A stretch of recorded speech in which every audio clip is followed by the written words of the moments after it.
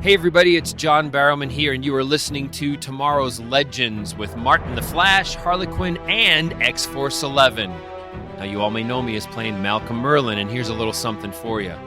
Every warrior must learn the simple truth that pain is inevitable, suffering is optional.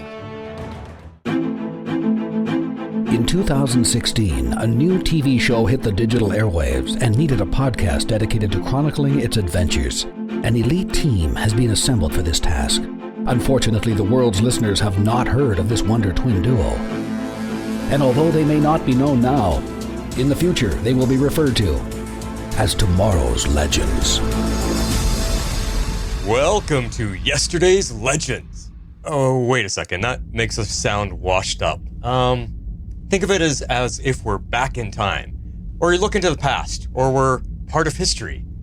Ah, the hell with it. Who writes this crap anyway? We're back. It's time we went back in time to spend some time on how our time went watching season 3 of Legends of Tomorrow. Ah, geez, I just can't stop. Harley, you got your hammer ready? I may need a knocking on the head here. We are kicking things off with the first 2 episodes, Aruba-Con and Freakshow, and I am going back in time, which is never a good idea, for the Flash. And I'm using the updated communications tech Ray made to be with you. I'm X-Force 11. Hello, Legends. Hello, Legends, and Harley is not with us today. She is under the weather, I guess is the best way to put it. Yeah. Not feeling so well, but we haven't been here in a little while. We got to do this as well. And now, here are your hosts, the Scarlet Speedster himself, the Flash, the Maid of Mischief Harley Quinn, and the Blue Beacon of Hope, X-Force 11. Yeah, it's like shake-off rust time, X-Force. Yes, Holy indeed. crap. It's been a while since the finale of Superman and Lois. Yes, it has been. And now that you said that, you remind me that I have to release our video companion episode for the finale Superman. I haven't done that yet on YouTube, so sorry about that. Completely slipped my mind. But yeah, so we're here kicking off our Legends rewatch of season 3, and Harley will join us eventually. Don't worry about that. And we're just trying to bring you some content. It's been a while, guys. Has been a while, and we really don't know when we're coming back legitimately because Superman and Lois season 4, no confirmed date on his return, right? So Yeah. With the writers and actors strike, it just doesn't look like it's going to happen before the spring or summer of 24. So we'll see, when they get everything resolved, and then they've got to get stuff written and get pre-production and all that stuff going. And so, we want something good. So we want them to get the best deal that they can get. So we'll wait. So exactly. So in the meantime, we're bringing you the season 3 rewatch, and we do have plans in the work for something new. We're not going to announce it until we get close to the end of this rewatch. A brand new superhero show that we're going to check out. So there's your hint for what's coming. But X-Force, we got some news. Let's get into a little bit of news. We interrupt this podcast for a special report. And I guess you kind of just really told us what your news was now that I read it again. Well, some of it, yes. Yeah. So, while most of the shows are on hiatus, that doesn't mean that there's not content out there. So, we want you, in addition to listening to us, to check out our good friends on the network, Dive Into DC, and they're covering stuff every 2 weeks. Coming up this week, they're going to be covering the breakdown of the new Blue Beetle movie, which I saw and really enjoyed, left my feedback for them. And so be sure to check them out. And we also kind of want to give you a timeline on this rewatch. Basically, what we're doing is we're covering 2 episodes per podcast and about 2 podcasts per month. So we're covering episodes 1 and 2 here, and September 8th we'll be recording on episodes 3 and 4, and then the 22nd on 5 and 6. So we want you to listen to this podcast, watch the next 2 episodes, give us your thoughts, what you remembered, what you forgot, new things that you're seeing, stuff that you're seeing in a new light. We just want your your feedback on seeing these episodes again after so much time. I mean, it just really struck me. This season started in 2017, so it's been a good while since he's been off the air, and so much has changed, and they had an impact on what was going on. So it's kind of fun going back and looking these in a kind of relaxed way and in a different view. So we want your participation, same as always, but we want you to just have fun with this like we are. Yeah, and kind of the lens that I like to look at these rewatches in is when you watch it, how do you remember it? Do you remember it being really, really great, and will it live up to what you first thought? Or do you remember going, I didn't enjoy this so much the first time around, but the second time around, now I really like it, or is it even worse? Like, kind of view it. Does it still match what you first initially felt? And that's what we want to hear. We want to hear those kind of thoughts, like, it's so good to be back, and I remember when they did this and they did that, and I hated that guy and I still hate him. Like, it's just giving us something to do, guys, while we're waiting for new content to come out for us to cover, and it's fun. It is fun because we all miss Legends. Mm-hmm. And I think it sinks it in just watching these first two episodes. It sunk in. Yeah, I do miss this team, and I miss this show, and I miss the fun of it. And even I'm downstairs in my home theater watching it, and I, in between two episodes, I went upstairs for a moment, and Patty Spivet's sitting up in the living room. She goes, "Is that Legends I hear?" I said, "Yeah." She goes, "Oh, wow." She goes, "That was a flash from the past." And I'm like, "Yeah, you should come join me for some." And she's, "Okay, maybe I will." Yeah. If she just recognized the theme song, so yeah, it's fun. I had owned season 1, and then I had owned the last 2 seasons since we were podcasting on them. And so before this one started, I picked up season 2, which I absolutely love, and then this one. So I'm slowly building my library just to be able to watch it whenever I want. So it's fun. And is it Blu-ray or DVD, or do you just download the stream? I'm getting them from iTunes. So okay. I own most everything digital. So I do have Blu-rays of some box sets. Like I've got Blu-rays of Fringe and Battlestar Galactica and some other those. But sometimes, like some shows, you can't even get a Blu-ray release, so you can only get digital, because like they just released Northern Exposure on iTunes and Amazon, and it's the first time they're releasing it with the original music, and you couldn't even get that on the DVD release. So sometimes you got to go with digital, sometimes you can go with the Blu-ray, but it's fun to actually have it to watch it whenever I want now. So exactly. And I think, just talking about the CW superhero shows, I think Arrow is the only one that's been released as a full box set, complete series. I don't think not Supergirl, not Legends. The Flash released individual box sets, but I haven't seen a complete total package yet. Right, and I picked up the digital of Smallville when they released it the same time they did the Blu-ray, and that was the first time. But then there's stuff that they just don't have rights to, like I loved iZombie when it was on the CW, but you cannot buy the entire series, either separate seasons or digital, complete. There are seasons that there's like one season that you just can't get. So sometimes those rights issues, so. Plus, I think that the sales of disc media has gone way down. Like, things aren't being released that much anymore. Yeah. People just aren't buying them when you can go to iTunes or go to wherever and download the stream, right? And it's a trade-off, because if rights go away, those companies, you don't own it digitally. You're just renting it long term. So if there's a disagreement, it can disappear from your library. So having physical media, is still worthy of having. So, but I get you. I got a couple bookshelves out there full of DVDs and Blu-rays, and some VHS. I kept all my VHS that never got upgraded to DVD because they're just like old Conan the Barbarian knockoffs or whatever, just movies that came out on VHS, but they weren't good enough to re-release on DVD. So I'm like, I had to handpick. Okay, keep those specific ones because this is the only copy of them that's ever going to be released.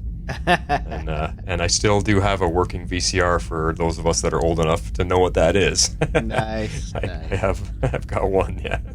So. But it's hard when I play that low, because VHS tapes were like 480p was the highest quality they could get, and when you play that 480p on a gigantic screen, oh, it's so pixely and awful. It's but it's nostalgic. Yeah. Well, fun stuff. It's good to be back and good to get to talking stuff. Let's move right into our first episode, which is Aruba-Con, and we're going to do ratings like we always do. Meanwhile, at the Hall of Justice. And the way I want us to look at ratings as we're doing this is, rate it. How much did you enjoy it this time around? Yeah. Most definitely. Yeah. All right. So I gave this one 8.5 pieces of bureau tech that I want to steal. Yeah, totally. So while season 2 of Legends holds a special place in my heart, I am loving the fun ride we get in this episode. This was a fun team, and this episode really did a lot to set up a lot of elements for the season and for the series. So I love the fun. Yeah, I'm with you. I give it an 8.5 as well. This one is Caesar's the drink, not the man. 8.5 Caesars. Like you, I was totally surprised how fun it was to come back to our team. I think this was when they really hit their stride after such a great season 2. All the actors seemed to be more comfortable in their roles and still having fun with themselves back then, because I noticed in the later seasons we started commenting, going, man, I don't think Nate enjoys his role as much anymore. You can tell Mick is really not being Mick anymore. Like the actors, it just didn't seem like they weren't putting the energy into it. But back here, you could see they're all having fun.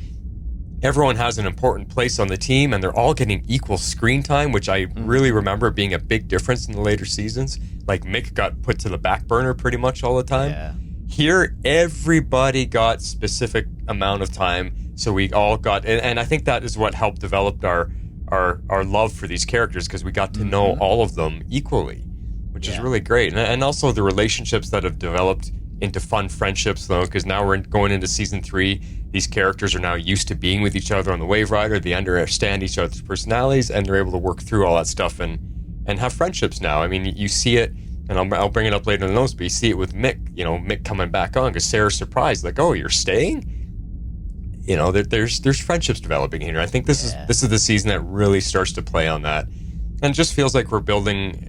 At this point in time, the feeling I was getting, I got this time around, I was like, you could tell that when this season 3 started, the producers, the directors, the actors, everybody kind of realized we got something good here, and this is going to be a long-running show.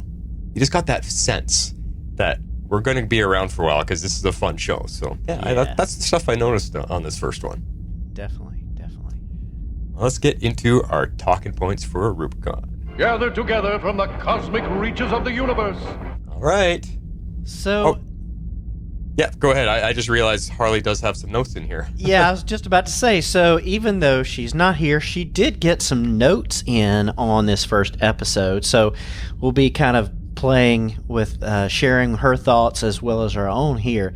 So she starts us off saying, the monsters of the week are anachronisms this season, and we were introduced to the Time Bureau, and she said, I had forgotten there was such a time jump. Rip is 5 years ahead of where he left the Legends, and then he sacks him. Yeah. And I was like, yes, this was so fun. I had very little recollection of this episode, so it was a complete surprise to me to see Rip and to see him in such a different capacity than what we've seen of him before. And it was a lot of fun just kind of jumping in with, like, oh, that's how this season started off. Yeah. Well, and it's interesting that you think time jump. We're on a time-traveling ship. How can there be a time jump? But something happened with them breaking time. They came back to the time period they thought they started from. Well, actually, no, the ship crashed. So maybe they didn't have control. Maybe that's what it was. They didn't have control of where they were coming out of. And they landed in LA, and for Rip, it's been 5 years for him to build up the new Time Bureau. Where for them, they just figured they're dropping right back to where they started, and yet no, 5 years have passed. So it's actually really kind of kind of a fun way to play with the time travel on the show. Yeah. It was fun, and so Rip sacks them all, and so they're we get this time jump of like 6 months, I think, and they're all doing the regular jobs, and then Sarah's working at the Bed Bath and Beyond knockoff. And I loved how she just takes down her boss, even though it was just in her mind. She just she's like throws the knife at him, takes him out, and then it's back to reality. That was so fun. And I remember they catching us off guard even the first time through. You're like, what is she doing? But as she wakes up, it's just all fantasizing. But I mean, of all the jobs for Sarah to get, she goes into a department store. Like, I just thought she'd be a bodyguard or something somewhere. Like, I know. Bouncer at a nightclub. But she's...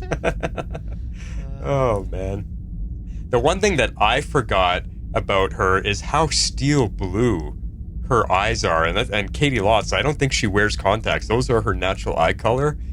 Wow, man. Like, okay, podcast overlord Kevin Batchelder, now I'm starting to see it. Like, he's had a crush on her since the very beginning, and when I saw that, they do a couple close-ups of her in those moments at the department store, and I'm just like, whoa, look at her eyes.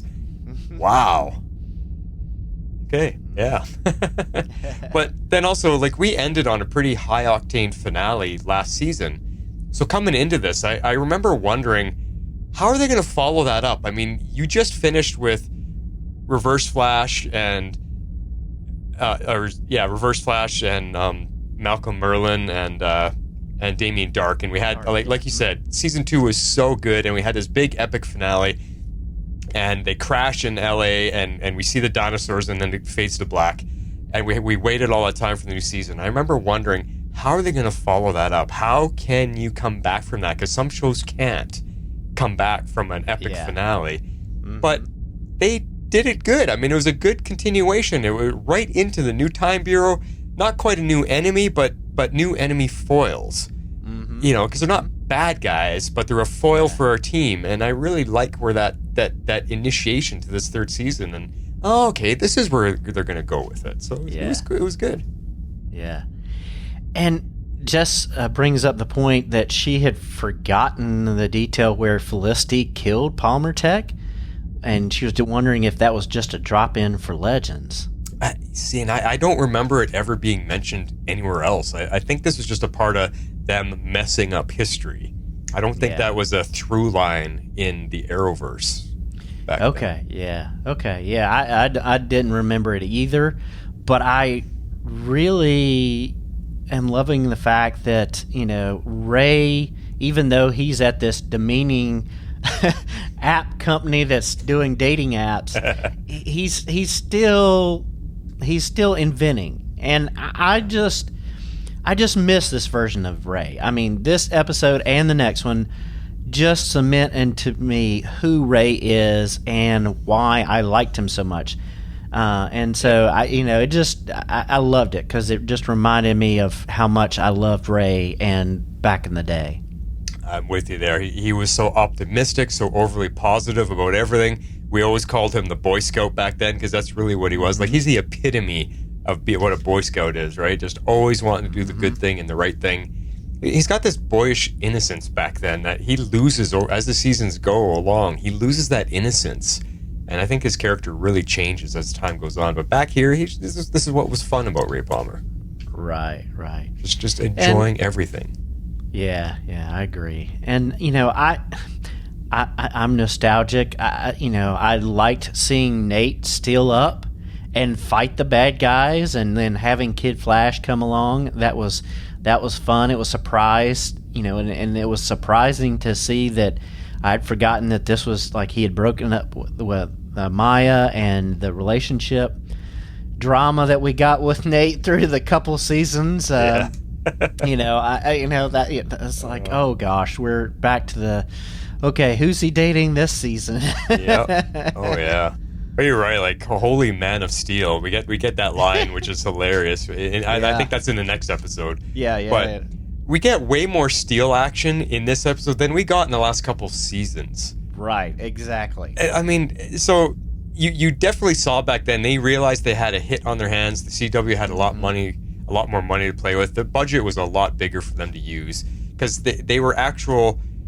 The focus of it back then was these guys are superheroes that just happen to be traveling through time, but they're superheroes. Look, here's a guy that can turn to steel. Here's Ray Palmer, the Atom, can fly around in this tech. Here's Firestorm. Like, they threw money at the special effects, and we had our superheroes flying around on screen. Way more of a focus back then. Yeah. And Jess says, definitely feel a tone shift in this episode right off the bat. It's lighter than previous seasons, and yeah, I don't think they could continue where they were in season 2, because season 2 was solid, but it was a little more heavy, and they you just can't continue that. So they went a little bit lighter for this season, and I liked it. And this is, you see them in these dead-end jobs, and they're all miserable that they can't be the legends. So bringing in the fun, it just sets it up well of them being, they don't want to be anything else than legends. So, and I think even though season 2 was serious, we had the scenes with the Legion of Doomers, the 3 of them, and those were hilarious. They always, those 3 characters played off each other really, really well. So I think that, as heavy as the season was, I think watching the 3 of them work together really started to pave the way for our show to start to change. It wasn't immediate. It was a slow and methodical change until the end of this season. Like, this season, they were lighter and having fun, but I think where they really, we're going to get to it when we get to the last episode. The grand finale is when they really just said, all right, to heck with everything, we're going goofy. And we built you up to it. Now here it is, and off we go. But yeah. But I thought the Caesar versus Rory part was just so fun. I mean, it was just so classic. Rory's finally getting to enjoy his drink, and then Caesar's coming in, and he's having to deal with it. It was just hilarious to see the interaction between 2 vastly different characters. But even the fight, Mick went toe-to-toe with him, and I thought, oh, okay, modern style fighting should kick Caesar's butt, but Caesar is Caesar. He's a Roman general, and they were pretty evenly matched in their fighting. It was pretty cool. But did you notice what Caesar said there in that moment? He says, or somewhere in one of those scenes, he says, "You believe your future lies in the hands of the 3 fates." Holy, talk about foreshadowing a future season that we never caught back then. No, and I missed it this time too. I totally forgot. I was like, I didn't even tie that to the Fate storyline. I was like, oh, wow. Yeah, which is like 3 seasons later, right? Yeah. Or something, or 2 seasons later. So I was like, wow. Yeah, they really gave us a quick thing. And another thing I noticed too, I mean, the scene with Mick and Rory, the fight scene, and then with Sarah, and then we get one a little bit later with Ava and Sarah, and when they're fighting all the Roman warriors and stuff.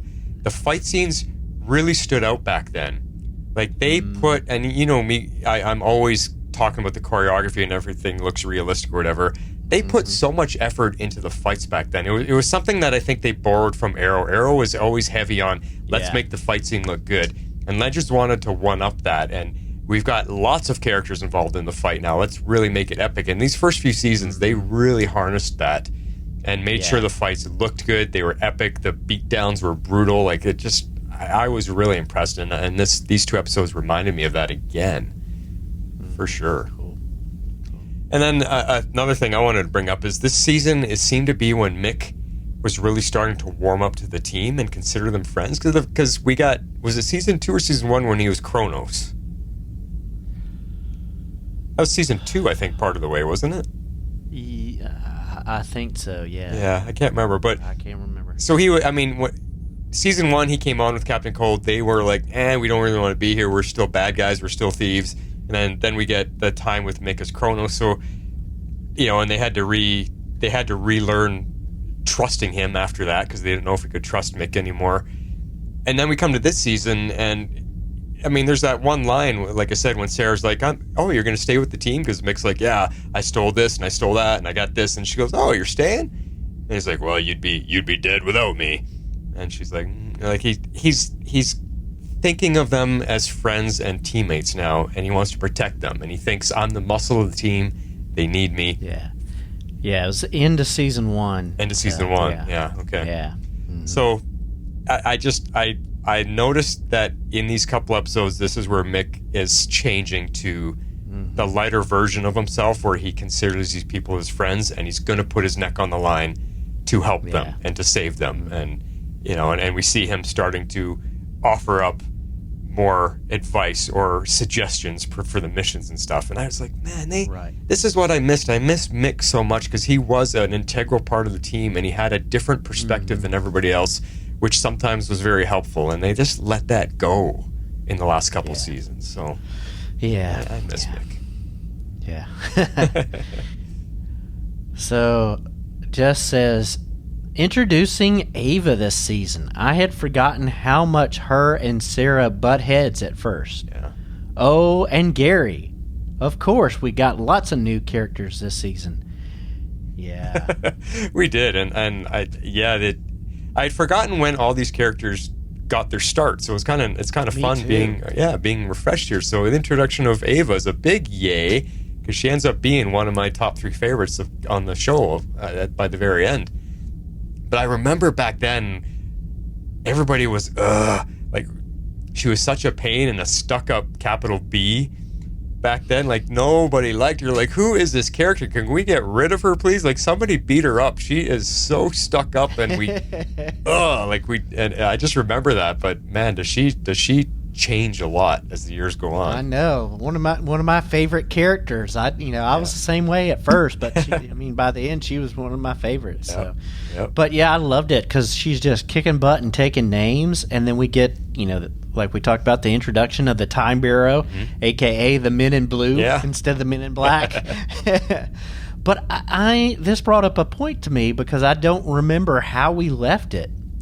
Is the Bureau still around, or was it disbanded in later seasons? I can't remember, honestly. I had to think about it, but if you remember, it lasted a couple seasons because we had this season, and then our team joins the Time Bureau for a little while. Because remember the monster season? Yeah. And that was the next season. They had to go around and collect all the escaped monsters and bring them back to the Time Bureau to trap them. So it did go for 2 seasons for sure. I think it possibly ended after the monster season. I think that's when Nate's dad came in as a potential villain, and they swapped them at the end. And it was Nero or whoever was the villain in the next season that was taking over people's bodies. And I think during that whole time they realized the Time Bureau needs to be shut down, and they shut it down. Oh, okay. Yeah, I knew we had this season and next, but I just couldn't remember how it ended. So okay. Yeah, I think good to know. Yeah, it just was. They realized that instead of having a whole Time Bureau, just let the Legends deal with it, or something like that. And it's somewhere along the line. I can't remember where it happened. Somewhere along the line, we find out that there's more than one Waverider with different AI voices than Gideon, and they're all out there. I can't remember where in our history that was. Maybe that was season 1 even. Maybe we already went over that, but. Yeah, I don't know. I know we had Waverider pirates and different things. Yeah, maybe we already covered that. Yeah. Our rewatches were so long ago too by now. But like we were talking about, those early fight scenes with Sarah and Ava, their first team up was in this episode. When they're taking on all the Romans and stuff. They rocked. Not only just the choreography, but the two of them fighting together. I forgot that this started way back then. It was really well choreographed. They were brutal. You could feel all the punches and kicks, and everything was just really solidly done.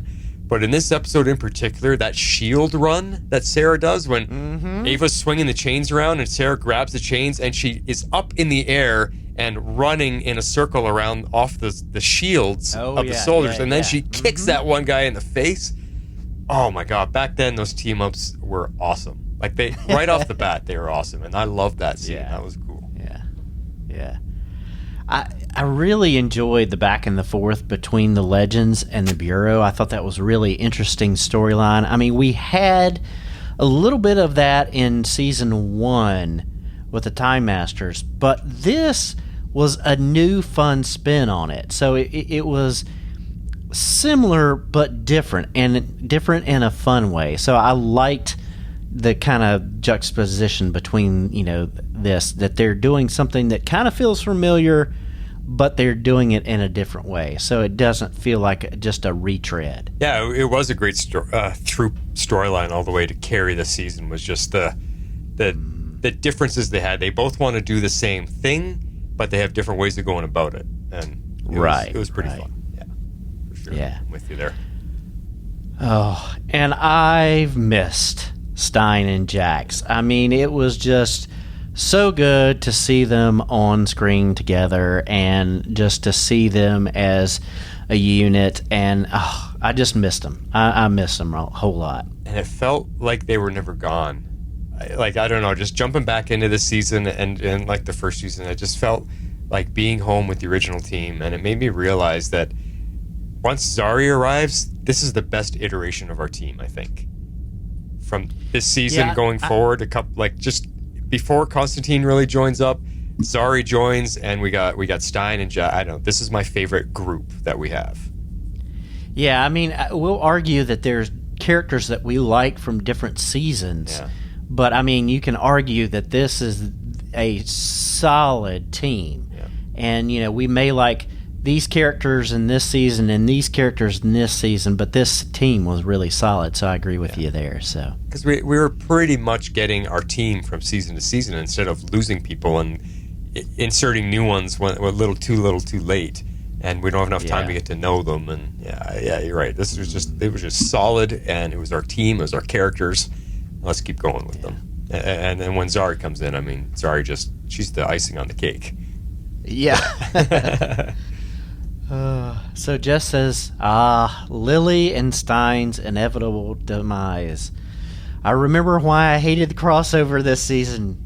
Would it have killed them to let the man retire? I know, yeah. You're here. Oh, gosh. And I think, this was probably, because we were so excited about Stein having Lily, but I think that this was her only appearance the entire season, was this little flashback moment. I don't remember her ever coming back. I guess we'll find out. To be honest, this season, I remember points, but not like huge details. So that could definitely be the case. Yeah. So, yep. Yeah. So, listen. If I got a chance to go on a date with the real Amy Pemberton or Gideon, I mean, I wouldn't turn that down. I'm sure none of those guys on the beach are going to turn that down when she hits their notifications on their Upswipe app. Oh my gosh, no way! Like what guy wouldn't that likes women? Like, but when I can't remember if back then did we all miss that was a picture of herself that she uploaded on the app. I can't remember if we knew what she looked like yet or recognized her at that moment, because they really just show us a little cell phone from a kind of a distance, and if you're not paying attention, you might not know who that was. So I just really can't remember if we knew that's what Gideon looks like. Yeah, I don't know that I did. I was looking in IMDb and in the trivia, and that was saying that was her real headshot, but I don't remember if we knew that was the actress's headshot. Yeah. So I don't know. So it was a nice little sneak in, because we do eventually get Gideon. So it's pretty neat to see. But no, I'd be swiping up or whatever it is on that app. yeah, me too. Yeah. So one thing I really noticed in this episode is how Rip is getting into Sarah's face, literally. Like, he's not like talking down to her because of the height difference, but he's like crouching down and talking to her face to face, but it still is like, it feels aggressive to me. And I just I didn't notice that before, but it's like, there's a difference between maybe, talking to someone casually or even talking down to somebody, but he was right there in her face a lot of the time, and I thought that was just an interesting acting choice. I had missed that the first time, or just noticing it fresh this time. Yeah, and I wonder if it's because the character, in his timeline, he has spent 5 years trying to clean up the mess that they caused. And I wonder if that put a bit of a chip on his shoulder towards the team. Could be. And he's like, I thought I could trust you. I gave you the leadership and I thought you could do it. And look what you did. You messed it up. But then we saw, as this episode goes on, and even in the second one, we see him kind of soften to her a little bit. And because he's like, yeah, Sarah, I miss the good old times too. But we can't let that control us. We've got to fix this crap now and here. So he's like, he's a bit soft to her, but he's also a lot more stern. And it was interesting to see for sure. And for me, I think I kind of preferred this side of him because I was never the biggest fan of him in the first season. I just thought he is not a good leader. He's not. I mean, you guys have all heard it before. I was not a big Rip fan. So season 2, watching him get to be a bad guy for a little while, and then this season seeing him be a bit of a against the team, I think it just suited his portrayal of the character better for me. Yeah.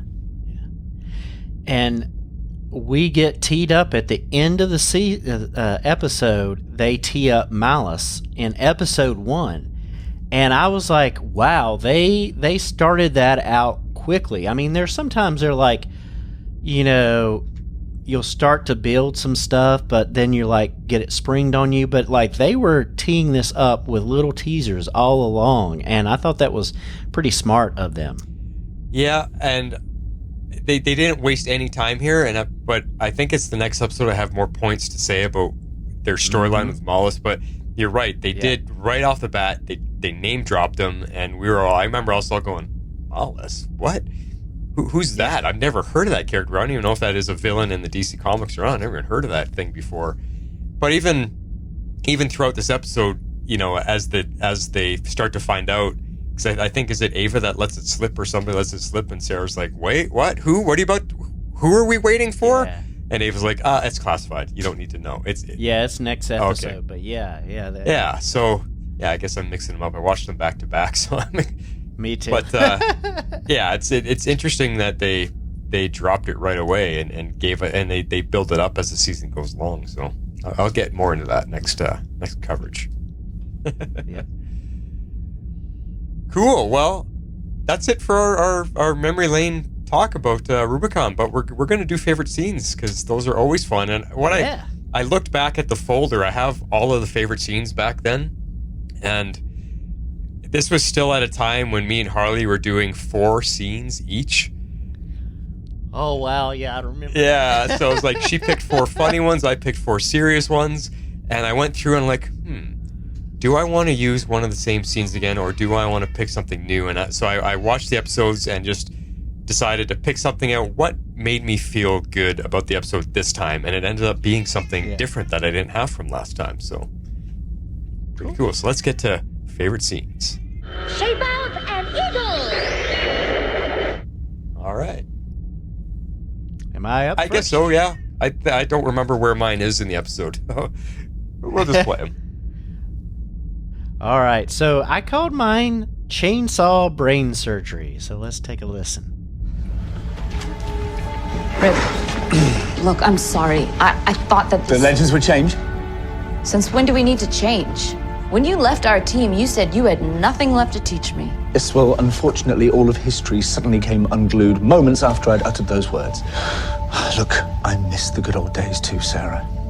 But times have changed. Yeah, and you don't think you need us anymore. Look, Rip, this is our mess. You have to let us fix it. Using your team to fix anything is like doing brain surgery with a chainsaw.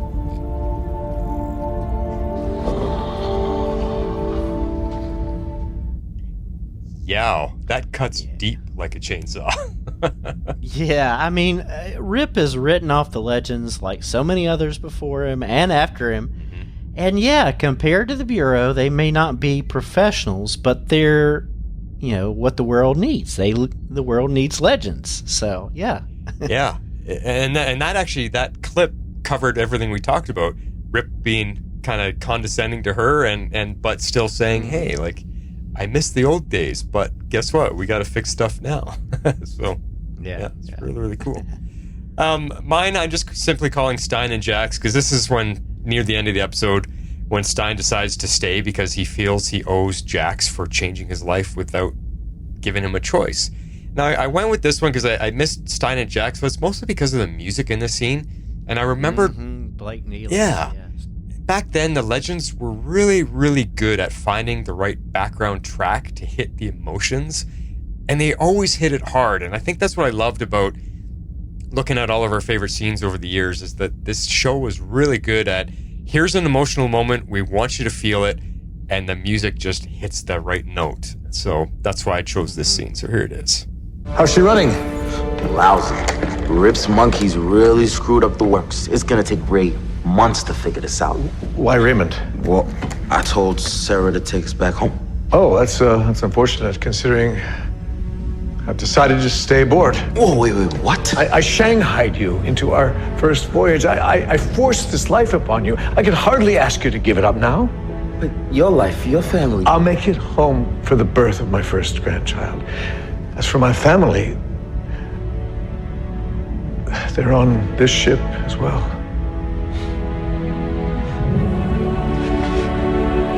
Yeah. Oh.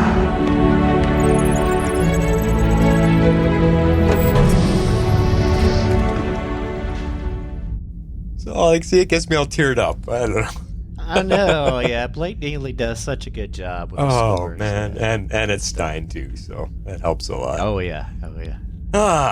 Well, shall we move on to episode 2 called Freakshow?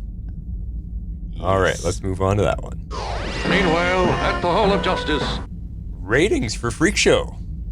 All right, I gave this one 8 Waverider fights. I loved the Sarah Ava fight with the water break in the middle of it. And yeah, it was just fun to see the whole team back on these wacky adventures. So I love that aspect of it. You know, there are other aspects, some of the plot points of the main story that I didn't like as much, and so that's why it's a little less than the last episode. But yeah, it was a good one. And that's why I'm down to a 7.5, start of many points. You can see many of our story elements we've come to know get their beginnings in these first 2 episodes.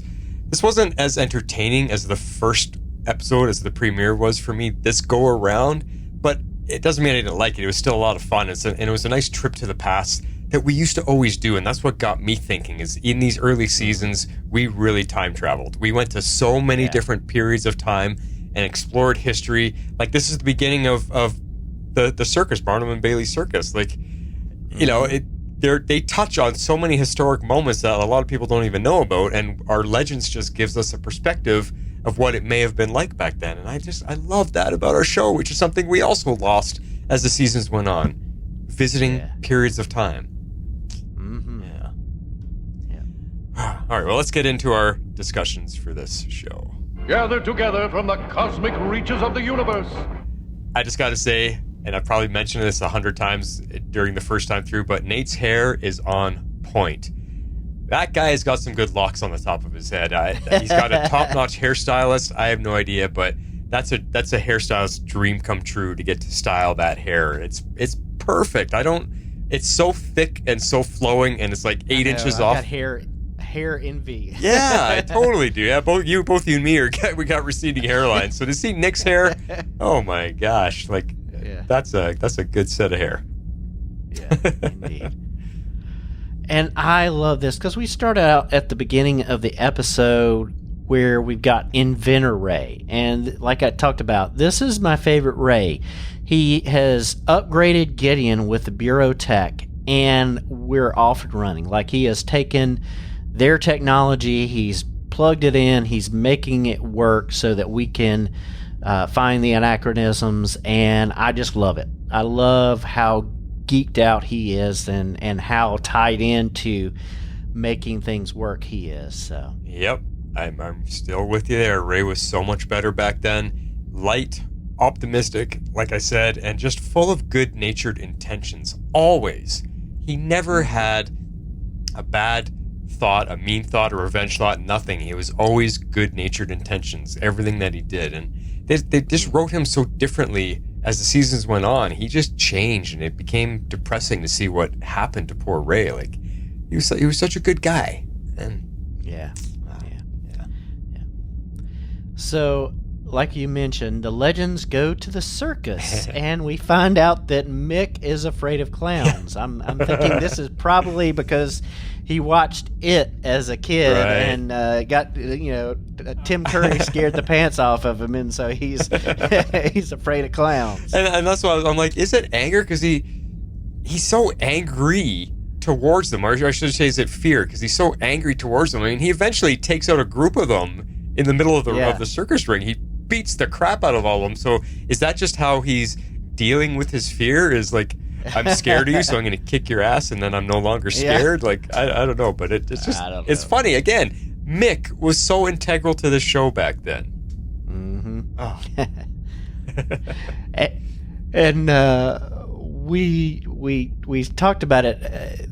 Well, it was talked about early in the episode when they're deciding which one to go after, and one of them is the Titanic, and Stein says, the architect, Oh, the anachronisms you're talking about, yeah. He's like, I'm not going to step on board the Titanic. The creator deserves to be shot or something like that. So that's who he played in Titanic. So it's kind of fun to see Victor Garber and Billy Zane, who was also in Titanic, together again in totally different roles here in this episode. Yeah, and I would love to have seen behind the scenes stuff of them, like, meeting up on set again and talking about that. Like, it'd be cool to see them reconnect, because the characters are actually, it felt like they were kind of similar too, like, because it wasn't Victor Garber's character on Titanic, wasn't he kind of all hoity-toity about his designs of the ship and everything? It'll never sink, and I'm the smartest guy ever. And he kind of plays the same thing here, where he's Mr. Scientist and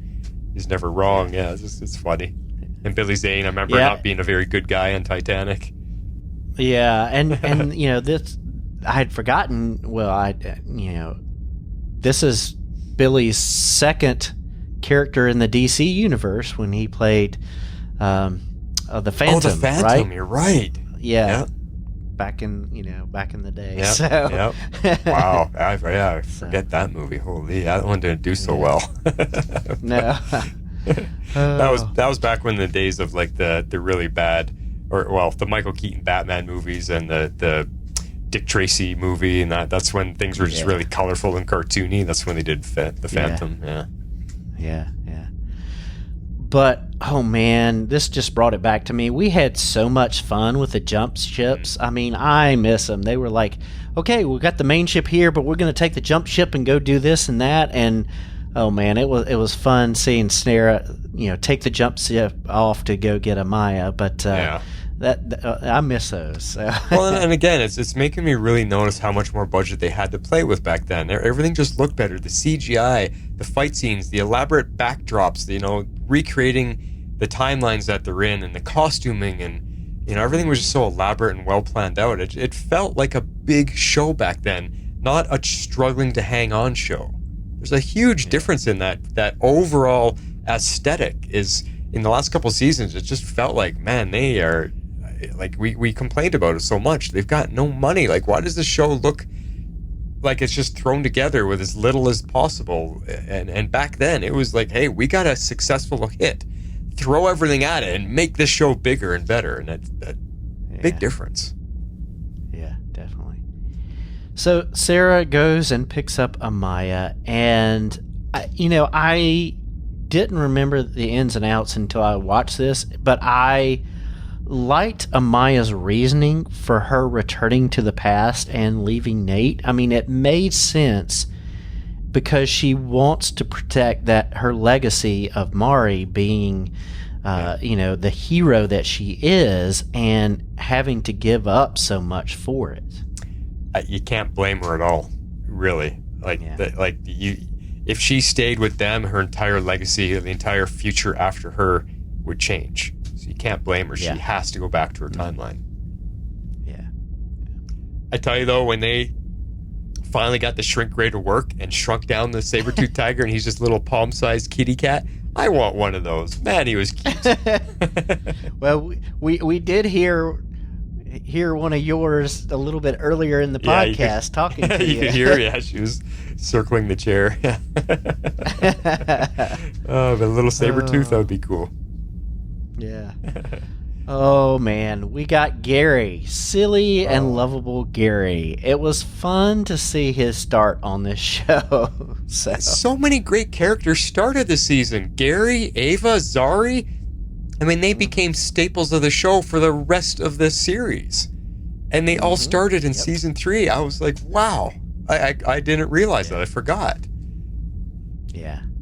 Yeah, and we kicked off with the, Ava and Sarah fighting and adversaries, doing the adversaries to lovers trope. Yeah. But I forgot, just how much fun it was to just kind of see these two sparring off and then in the midst of like, okay, we're going to take a water break because they're just so evenly matched here. Yeah. So there was so much chemistry already with the two characters. We're only 2 episodes in with the introduction of Ava, and they have so much chemistry already. And it already felt like there was this long buildup, but this was their first face-off against each other in the hallways of the ship. And it was really spectacular and well done. I mean, that was some serious hand-to-hand, one-on-one combat. And definitely. I mean, it's something you'd expect to see in like a UFC match or something. Like it was good stuff. Yeah, definitely. I mean, you think, okay, Sarah's League of Assassins trained, and you've got somebody who's going toe-to-toe with her. It just, like, makes you think, okay, what's her background? Because we didn't know anything about Ava yet. No, nothing. Yeah. So that was pretty cool. Yeah, just neat to see the history come together. Like, oh, this is where it all started. Yeah, yes, indeed. And again, just touching on Mick, I mean, how much more he had to do with the show back then. He was a much bigger part of each episode back then, and it's such a shame that they let him slide. Season after season, he got less and less and less because, like we've complained, they kept introducing more characters, and the cast got too big, and Mick always ended up taking the back burner against a lot of it. And it's such a shame because when you watch these early seasons, you realize how great a character he was. Definitely. As much as I didn't like the rotating relationships with Nate, I did like in this episode how Nate and Amaya brought out the best in each other when, things came down to the wire, that they were the ones kind of encouraging each other and forcing each other to get through. Yeah. This was really the only believable relationship for him, I think. I just don't remember how long they dragged this one out, but him and Amaya was the only one that I really kind of was okay with because it felt natural. It felt like it worked. They had good chemistry. Just everything else after that just was never. I mean, we just complained like, come on, another one for Nate. Like, this one was believable, and we had to go through all of the emotions with it, the good, the bad, and everything. Yeah. So. I loved how the legends just laugh over the threat of Mallus after all that they've been through. They just kind of, list all the things that, they think back of all that they've gone through in those first two seasons, and they're like, whatever, what's this guy? Well, it's funny because there's that long pause. Like, they find out about Mallus, and they're all just sitting there going, you can see them thinking, nah, whatever. Like, it was funny, but this is what I was touching on earlier in the show. I remember that this is the season. It was such a great build-up from Mallus. Like, they were really sinking it in how big this threat was that was coming, and we were all anticipating the big showdown before, with this menacing evil force against our legends, because they built it up all season long, and I'm going to be really, really curious to see how each episode does it, because in my mind I'm remembering, oh yeah, they built up Mallus huge, this massive evil force is coming. How is a team of superheroes going to be able to fight against an evil force? And then it ultimately fizzles out, and it was such a letdown when he finally shows up, because he only shows up in the very last episode, and he pretty much does nothing. He's a demon that comes out of a hole in the ground, and he flaps his wings around in the sky, but he really absolutely does nothing. For the entire buildup that we got, he doesn't do anything, and then, I mean, and that's just before the blunder. I mean, you guys know what comes with the little blue demon that I don't like. When he shows up, that's how they finish him off. It just makes me remember that this is where I think Legends took a point into being strong, because season 4 is a big letdown. Season 4 of all their CW shows always seem to be the worst season of each show. And that the way they ended the story with Mallus, like the huge build-up, and then not being able to get the payoff from it, and having such a letdown of a finale is, I think, what put Legends into its struggle. We started off the show saying, this is where Legends is hitting their stride. Season 1, Season 2, Season 3, they knew what they were doing. But by the end of Season 3, it's like, holy crap, what happened? Yeah. But I'll be curious to see as we go through the season, do I still feel that build up from Mallus? Is it still there? Because that's what I remember, is the anticipation of, oh crap, when is Mallus going to show up? Oh man, they're really making him sound like something big. And then he was nothing. Yeah, and and they did a good job of pacing out the stuff with Amaya's history and background throughout this season as well, and bringing that as part of it, because we saw that at the end of this episode of the person being raised and the shadow figure and things like that. So I think they did a good job of laying the hints and building stuff. I just don't think, like you said, that the final execution was what we would want it to be after what they did. But yeah, it's going to be interesting viewing it now as opposed to what we thought back then. Exactly. So. That'll give us something to discuss throughout this season. Mm-hmm. Yeah. Cool. Well, that's all we got for that episode, guys. Let's go to favorite scenes for Freakshow and see what we have there. Shape out and eagle! I'll go first this time because mine takes off right near the beginning of the episode. It's called Shrink Ray. Our run-in with Caesar got me thinking, what if there was a way to contain the anachronisms we pick up and not have them causing trouble on the ship or taking things they shouldn't? Yeah, that's what we got the brig for. Well, what if we have another LA situation? Try putting a dinosaur in the brig, huh? Not gonna happen. No. Unless it's an aqualops. Or a Compsognathus. Or a cute little oviraptor. Oh, okay, so just how do we contain them? We make it smaller. You built a shrink ray. I'm not particularly fond of that name.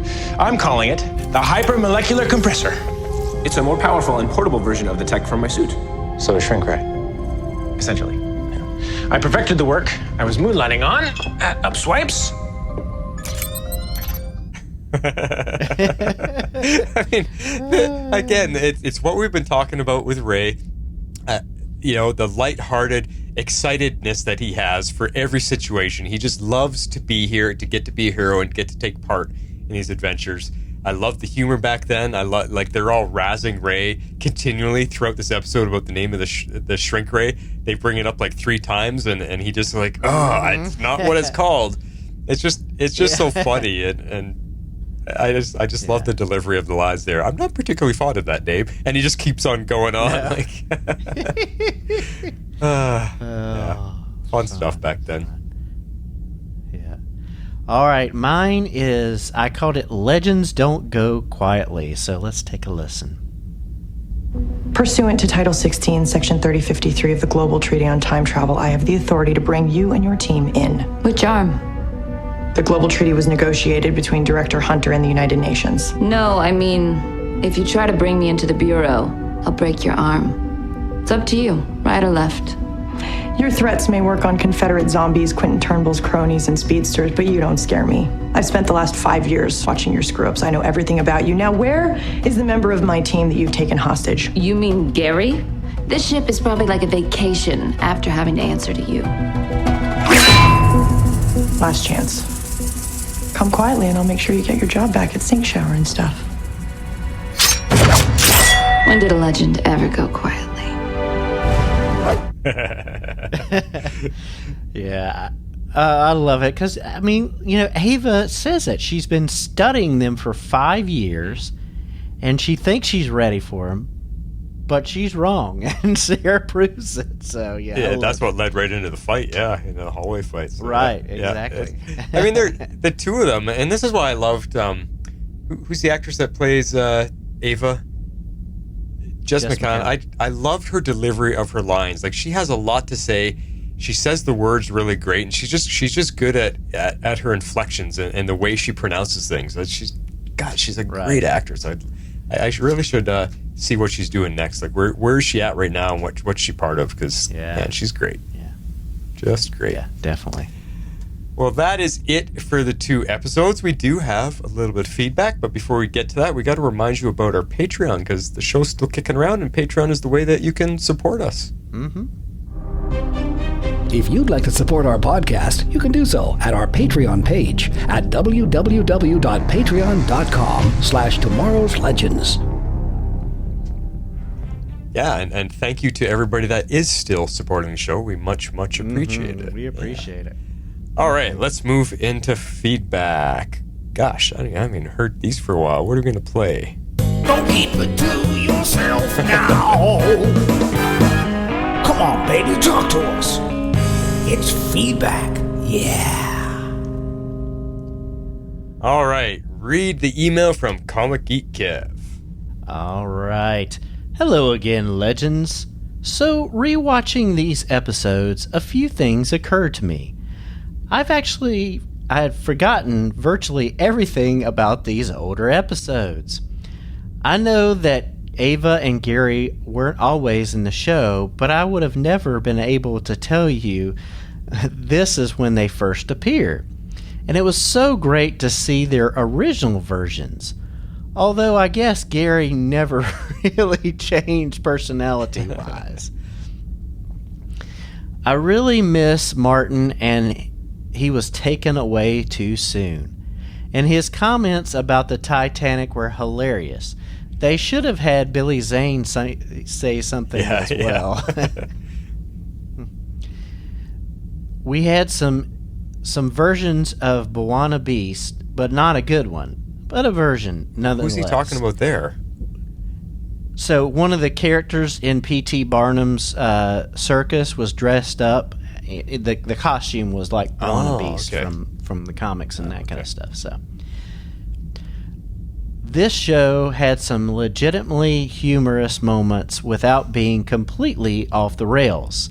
I'm not looking forward to the Bebo episodes. Yeah. There was an awful lot of stealing up for Nate back then.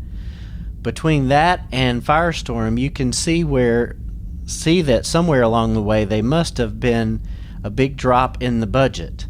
Firestorm still holds up and looks pretty cool. Even the tiger looks decent. That's what I'm talking about. Yeah. It will be interesting to revisit these characters and stories knowing how things are going to turn out in the end, and knowing the crew didn't really get a proper ending, at least as far as I'm concerned. So glad to have you guys back in my podcast stream. Looking forward to the upcoming discussions. Until next time, even though time has no meaning in this show, Comic Geek Kev. I like how he's so glad to have you guys back in the podcast. He's actually sending this in, so he's future predicting that the show's going to get released. Yeah. Glad to have you with us for the rewatch, Kev. Mm-hmm. Next up, we got a voicemail from Perry White. Hey, legends.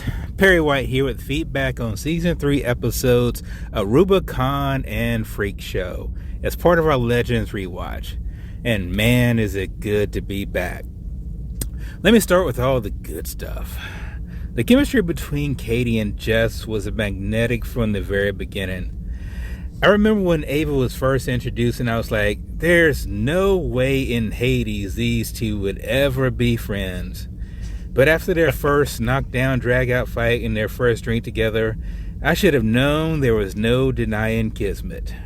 To think this season introduced two of the best characters in all of Legends, Ava and Zari, and the two most divisive. I'm looking at you, Bebo and Gary. It's absolutely amazing. Okay, as much as I love our Legends, I do remember liking and siding with Rip and his Time Bureau upon my initial watch. And through the first couple episodes, I kind of sort of still do. Our Legends, I mean, they have adopted the motto that we sometimes screw things up for the better. But one thing is for sure, they do screw things up. I can't remember exactly at which part of the season my allegiance went fully with our lovable Legends. but I'm looking forward to where my pivot took place. Lastly, I do remember the introduction of Kuwasa and the water powers and how that was entwined with the powers of Amaya and Zari. The totem storyline has so much promise.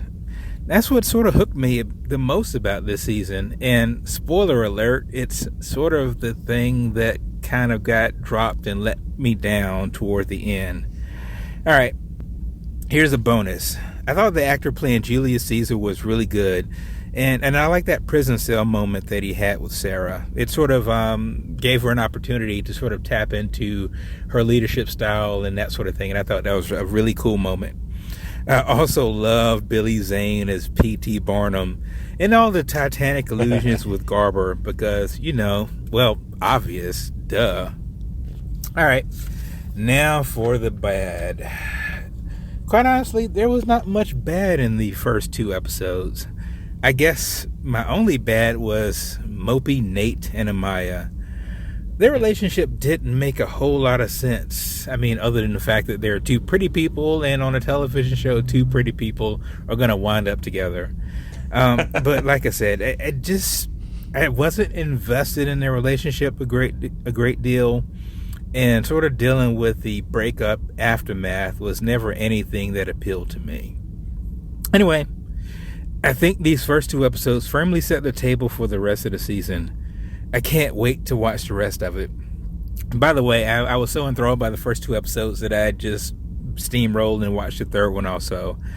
And man, oh man, I had so missed the OG Zari, and it was fantastic to see her. Anyway, I look forward to talking about that more in the next voicemail that I leave. Anyway, this has been Perry White making another rewatch deadline, and I'm out. Awesome. So good to hear your voice again, Perry. It's been such a long time since we've got to hear you guys. So glad you're also with us. And Zari and Ava. I mean, what can I say? I'm giving you a thumbs up if you're watching the video version of this. Like, yeah, indeed. And he gave us a little pre bonus feedback already about Zari. So that'll be cool. Yeah. No, good thoughts, guys. Good thoughts. So and you guys want to be part of this and just take this trip in time with us on the Waverider, and we'll rewatching the season 3 and see how much fun we used to have and have it all again. Yeah, definitely. Thanks, guys. If you would like to be part of the show, this is how you do that. If you would like to be a part of the show, you can send in your feedback to Tomorrow's Legends Podcast at gmail.com. You can also reach us on Twitter at Tomorrow's Legends. We'd love you to join our Facebook page at facebook.com/groups/Tomorrow's Legends and become part of the community.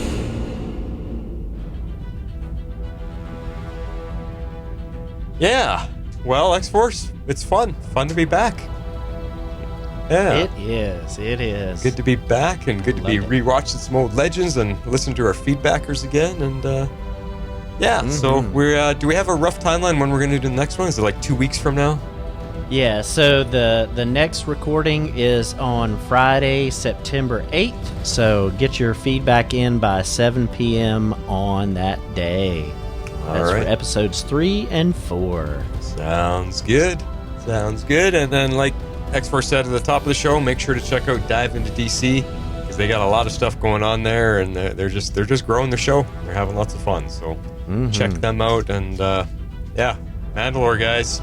Mandalore starts up this Sunday. Well, you guys actually, when this, by the time this gets released, it probably will be out already, but we are covering Star Wars Ahsoka, and we're very excited about that. If you are on the Star Wars train right now, oh my gosh, that Ahsoka show is something. I've got 2 words the way I've been described it: epically beautiful. It's indeed awesome. So check out The Mandalore if you're into that, and send in your feedback for that. That's all I got, man. We'll talk to you in 2 weeks. This is The Flash, signing off. This is X-Force 11, so say we all. Tomorrow's Legends is not affiliated with CBS, Warner Brothers, HBO, or the CW. We're a fan-made podcast for entertainment purposes only and are part of the Cybercast Network. Be sure to check out our partner shows, The Mandalore and Dive into DC, covering your favorite Star Wars and DC Comics properties. Thanks for listening.